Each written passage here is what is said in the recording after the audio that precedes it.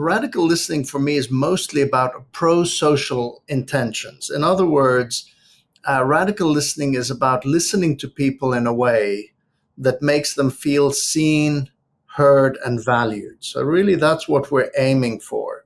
So therefore, for example, the three motives of wanting to relate. So Chris, you and I were having a little talk even before we started about shared interests. So it's possible to listen to somebody with the purpose of, I want to build a relationship with this person, a professional relationship, for example. Or it's possible, for example, to have the motivation of, I'm going to listen to someone with the purpose of appreciating them. Now, if I'm in a work context, and let's say I've got a management role or a leadership role, that's a pretty effective way of building a strong relationship, is simply listening to someone with the intention of, I want to show them that I value and appreciate them.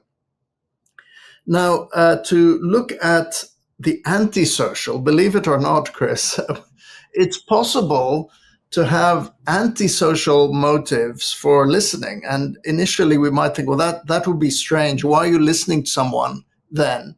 But, I'm an academic, and one of the ways that we're trained to listen sometimes is listen for weaknesses in an argument. So I'll go to a lecture, for example, and I've been trained to listen critically. I'm listening for what hasn't been said, what's not been covered, what might not be clear. So it's strange to call it antisocial, but the purpose isn't to try to connect with someone. The purpose is to try and critique something. So that's what we would call antisocial. And then there's some self-focused motivations where the purpose of listening is mostly about ourselves. And Robert already mentioned learning, for example. So hopefully your listeners now, that's the intention they've got. Their intention is, what can I learn from listening to this conversation?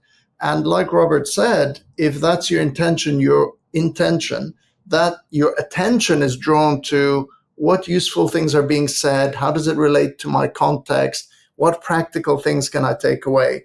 So those are some of the intentions of radical listening.